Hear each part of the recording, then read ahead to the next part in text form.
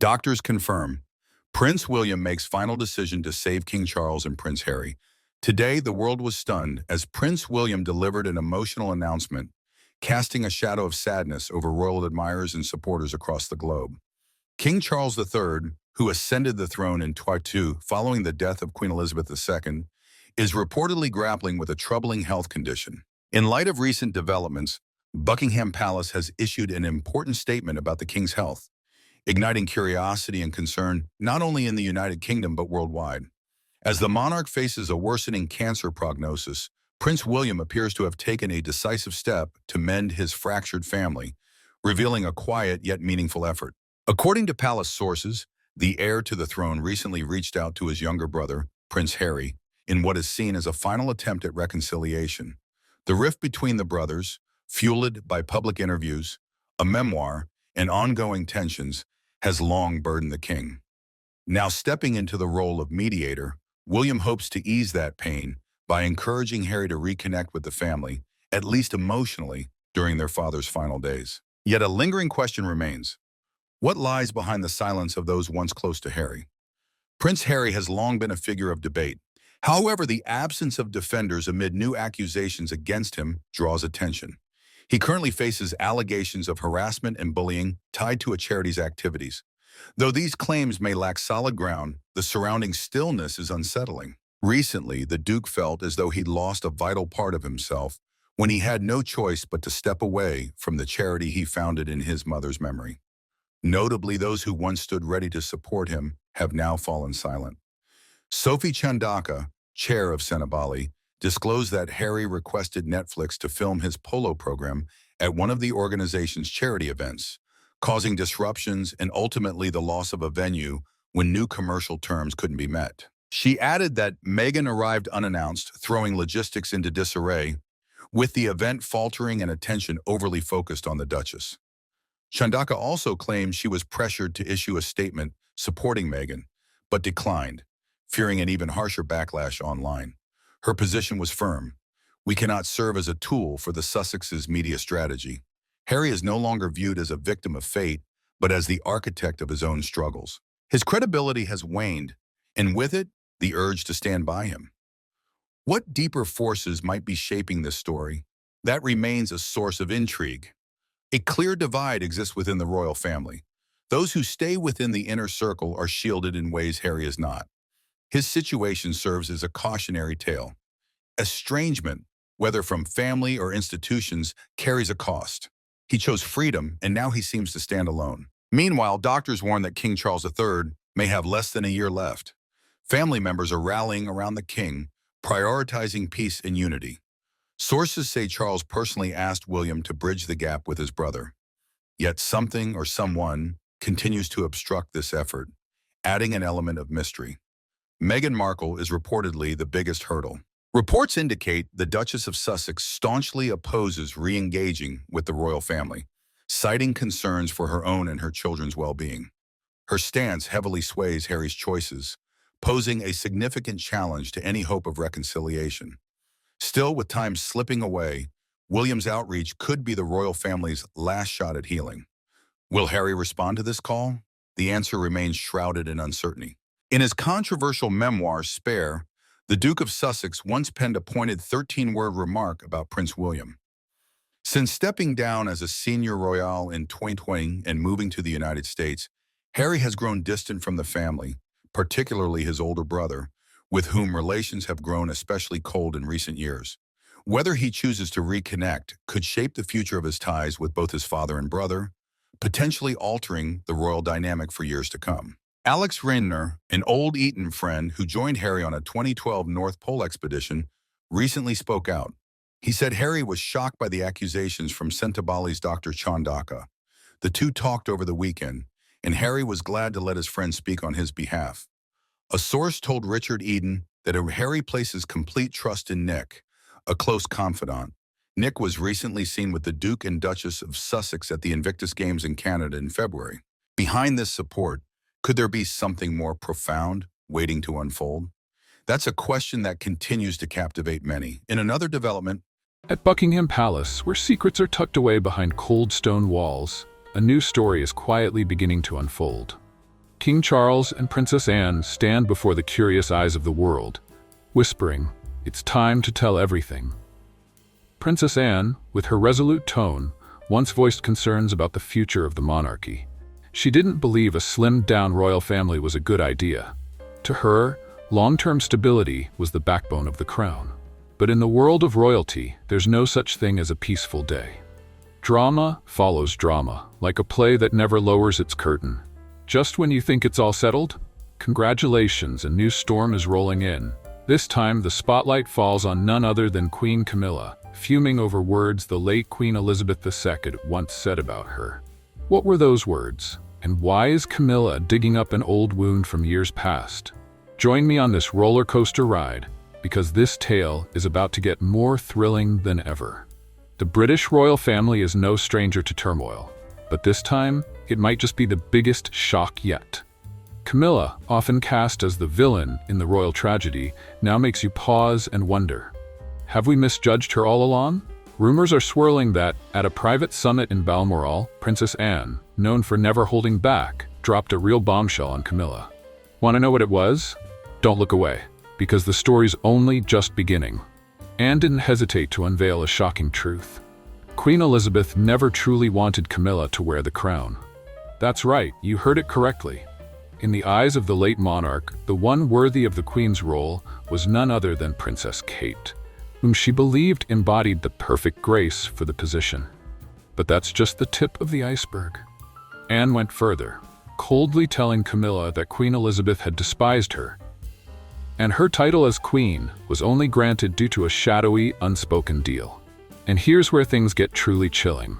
Word has it that King Charles used Prince Andrew's notorious ties to Jeffrey Epstein to pressure his mother, Queen Elizabeth, into approving Camilla's title. A bold move in this family chess game. Back then, Charles needed his mother's public endorsement to elevate Camilla ahead of the Queen's Platinum Jubilee. But Elizabeth, ever the pragmatist, knew that making Camilla queen would be a hard sell to the public. The original plan was to title her princess consort, not queen. Then, the dark cloud of Andrew's scandal loomed over the monarchy, and Charles cleverly seized the moment. He persuaded his mother to yield, trading her approval for handling the Andrew crisis. Now, years later, the bitter truth still haunts Camilla. She knows Queen Elizabeth never accepted her, that her title was merely the product of royal scheming. That pain cuts like a deep knife, and with Princess Anne boldly stirring it all up, it seems the power struggles within the royal family are far from over. One thing is certain, though, this crown has never been free of controversy. These jaw-dropping revelations leave us wondering, why is Princess Anne the one blowing the whistle? And why choose this moment to lay it all bare? Is there unresolved bad blood between these two women, or is there another plot lurking in the shadows? No one would be surprised if this were just another chapter in the decades-long tension between Anne and Camilla. Their friendship has never been smooth, with simmering conflicts rooted deep in the past. But hold on, we'll dive into that mess of drama later. For now, let's step back and see the stark contrast. The cold disdain Queen Elizabeth held for Camilla versus the warm affection she showered on Princess Kate. It's no secret that the late Queen was smitten with Kate Middleton. She saw in her the ideal future queen. That fondness began in 2006, when Kate was still William's girlfriend. The Queen once broke tradition by inviting her to spend the holidays at Sandringham, a rare privilege for someone not yet officially in the royal fold. But Kate, wise and respectful of tradition, gently declined. She was just 24 then, and knew that without a proposal, she didn't belong at the royal family's most intimate gatherings. That patience paid off, as she not only became William's wife, but also one of the most beloved figures in the monarchy. But it was here that seeds of jealousy began to sprout. Camilla noticed Kate's growing influence, and she wasn't pleased. Rumors say she bluntly declared Princess Catherine unfit for William and unworthy of the monarchy's future. According to royal expert Christopher Anderson, author of The King, The Life of Charles III, Camilla fiercely opposed William and Kate's relationship from the start. She saw Kate, with her middle-class roots, as beneath their class, an outsider in her eyes. So what really fueled Camilla's dislike for Kate? Was it just a matter of social standing, Or did she fear losing her sway over Charles and the royal family? Whatever it was, the tension between these two powerful women smoldered beneath the surface until Princess Anne fanned the flames. It looks like this royal drama is far from its final act. But it turns out Anne isn't the only one with doubts about Camilla. A large portion of the royal family, including Prince William himself, shares the sentiment. Think it's because of Camilla's remarks about Kate? Wrong. While that might play a part, the real roots run deeper. Back to when William was just a boy. The strained relationship between William and Camilla was laid bare by his brother Harry in the explosive memoir Spare. According to Harry, William never truly accepted Camilla. He merely tolerated her.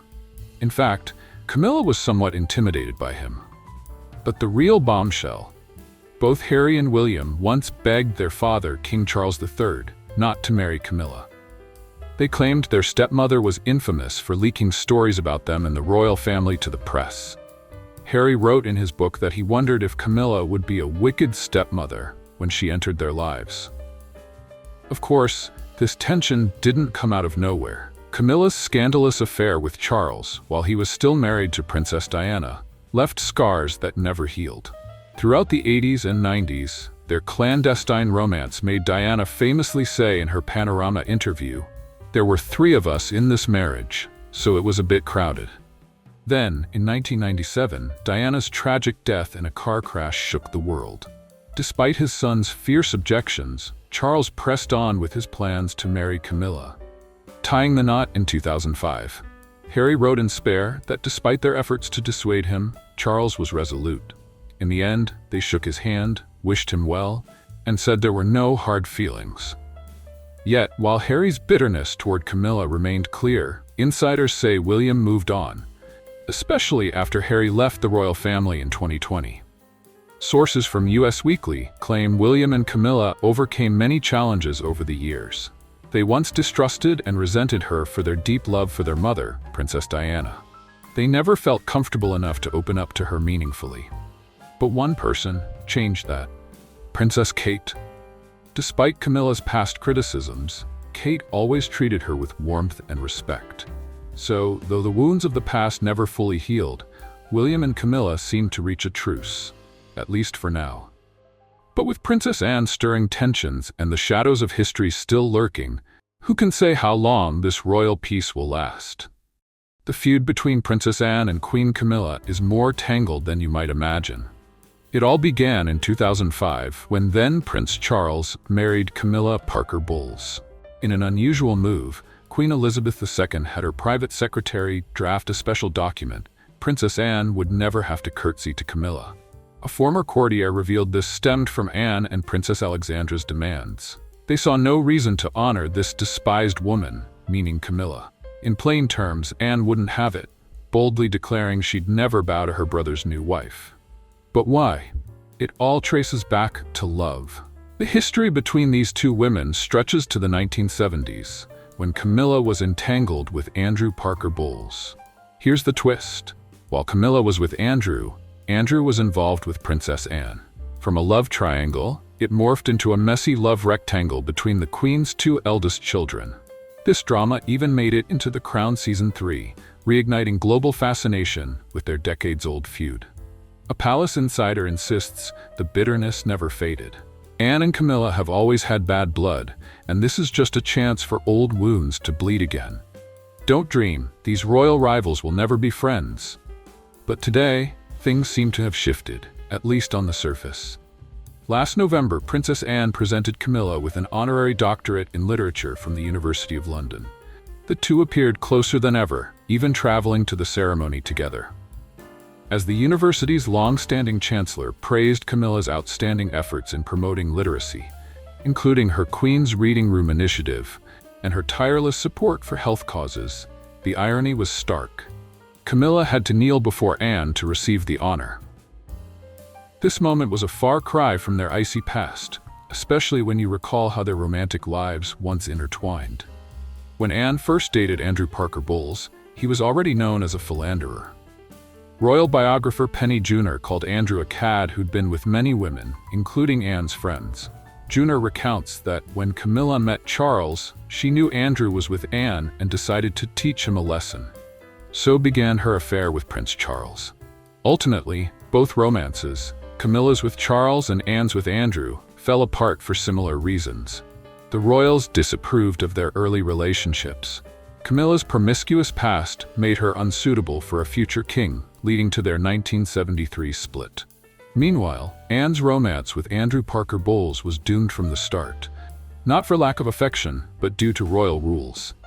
As a Catholic, Andrew could never marry a royal under the 1701 Act of Settlement. Anne, then fourth in line to the throne, surely knew this, but that didn't ease the breakup. It's said Anne was heartbroken when Andrew ended things in 1973, only to soon announce his marriage to Camilla. That pain reportedly drove her into a hasty marriage with cavalry officer Mark Phillips, a union promising at first but ultimately unsustainable, causing the royal family plenty of stress. By 1992, that marriage ended in divorce, after a 3-year separation amid rumors of infidelity on both sides. According to Bedell Smith, among Anne's rumored lovers was none other than Andrew Parker Bowles. History, like a book of fate, marked the day Charles and Camilla wed in 2005. A love story spanning decades of scandal finally found its happy ending. But what about Anne and Andrew? Their tale hangs unfinished, like a chapter left mid-sentence. How strange and captivating it is that the tensions and tangled relationships within the British royal family have woven and evolved over the years. Andrew Parker Bowles, that man, remained tied to both Anne and Camilla, despite their complicated past. That closeness must have been a smoldering ember, a quiet source of conflict that never died out. Rumors have long swirled that Princess Anne's heart never fully let go of Andrew, even through decades of his marriage to Camilla. Andrew remains one of Anne's closest friends. He's even godfather to her daughter, Zara Tyndall. And don't forget, King Charles is godfather to Andrew and Camilla's son, Tom Parker Bowles. A web of connections, thick with subtext, that keeps you glued to the story. Royal biographer Sally Bedell Smith once said that though the romance between Anne and Andrew ended, their bond never fully broke. She hints it was deeper than mere friendship, even suggesting persistent whispers that their relationship might have continued quietly, even after they each married. Camilla may have won Charles, but Anne, with her confident air and solid standing as the Queen's daughter, always seemed to hold the upper hand in this trio's dynamic. For Camilla, who endured years of public scorn as the other woman, Anne's strength and natural authority must have been a thorn in her side, thickening the tension between them. Yet the greatest irony is that Anne's own divorce and remarriage paved the way for Camilla to ascend beside Charles. When the late Queen Elizabeth saw the monarchy didn't crumble after Anne left Mark Phillips for Timothy Lawrence, she seemed to soften toward her son's controversial romance. One door closed, another opened. Fate is a clever architect indeed. Now, 2 decades later, Anne and Camilla seem to have found common ground. Beyond just royal women, they're 2 steadfast souls standing by King Charles. From rivals to allies, a strange twist of fate, as both maintain close ties to the man who once fueled their romantic dramas. But while Anne and Camilla have carved their places, another royal woman is quietly crafting her own story. Princess Kate Middleton, destined to be the future queen, is constantly compared to Princess Diana, Queen Camilla, and even Queen Elizabeth II. Yet few recognize her as a unique individual, not just a shadow of those before her. Kate was born on January 9, 1982, at the Royal Berkshire Hospital in Reading, raised in an upper-middle-class family. Her father came from landed gentry, her mother from working-class roots. Michael and Carol Middleton, her parents, worked for British Airways before building the thriving Party Pieces company. Kate's childhood was far from the royal spotlight. At age 2, her family moved to Jordan, where she attended an English-language nursery school. They returned to Berkshire in 1986. Careful now, don't say anything reckless. Those guys are filming. Kate was enrolled at St. Andrew's School, then Marlborough College, where she shone in academics and sports. She captained the girls' field hockey team and earned a Gold Duke of Edinburgh award. But her life truly shifted when she stepped into the University of St. Andrews in Scotland. There she met Prince William, and the rest, as they say, is history. Though eyes often fixate on their royal romance, Kate is more than the girl who married a prince. Before St. Andrews, she turned down a spot at the University of Edinburgh for a gap year, studying at the British Institute in Florence, Italy, and joining Raleigh International in Chile. She even worked a summer as a deckhand in Southampton before university. Starting with psychology, she later switched to art history, juggling studies with waitressing. Kate was active in the Lumsden Club, organizing fundraisers and community projects. In 2005, she graduated with an MA Honors in art history. At St. Andrews, she met William in 2001 while at St. Salvator's Hall. In 2002, she caught his eye striding down a charity fashion show runway in a daring sheer lace dress. By 2003, they were dating, sharing a flat with two friends in their second year, then moving to Balgove House.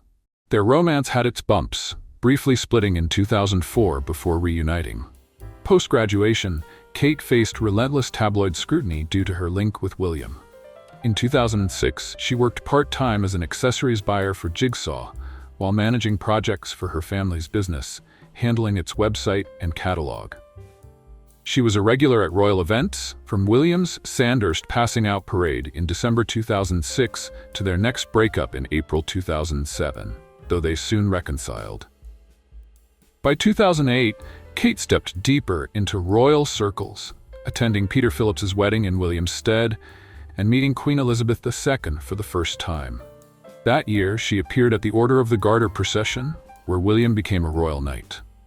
While William served in the Royal Navy in the Caribbean in 2008, Kate remained a fixture at major events. In June 2010, they settled into a cottage on the Bedorgan estate in Anglesey, Wales, where William trained for RAF search and rescue. Before their engagement, Kate lived with her sister Pippa in a Chelsea apartment owned by their parents. Then, in October 2010, during a 10-day trip to Kenya's Lua Wildlife Conservancy, William proposed in a secluded alpine cabin on Mount Kenya. On November 16th, Clarence House announced the engagement.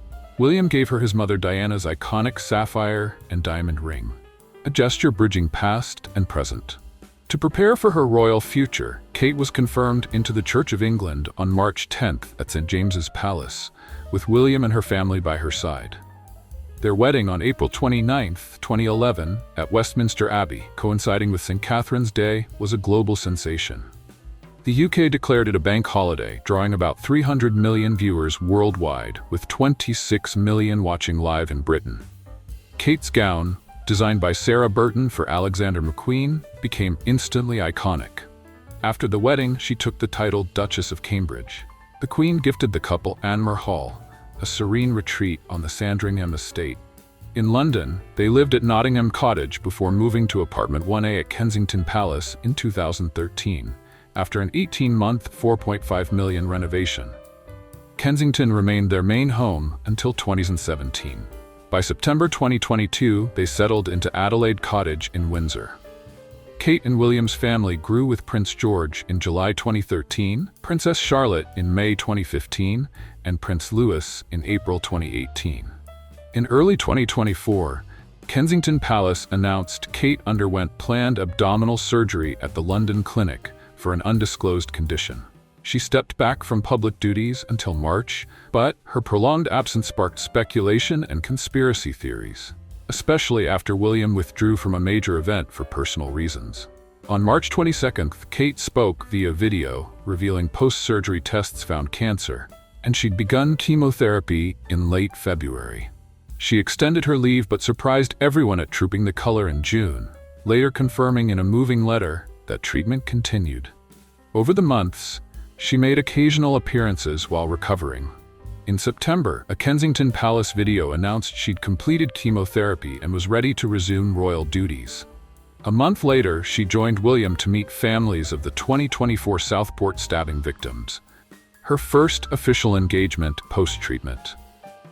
In early 2025, Kate returned to the Royal Marsden Hospital where she'd been treated to thank the doctors and nurses and meet patients. The visit marked her first solo outing since chemotherapy. She also shared long-awaited news: her cancer was in remission. Charity has been a constant in Kate's life, before and after royalty.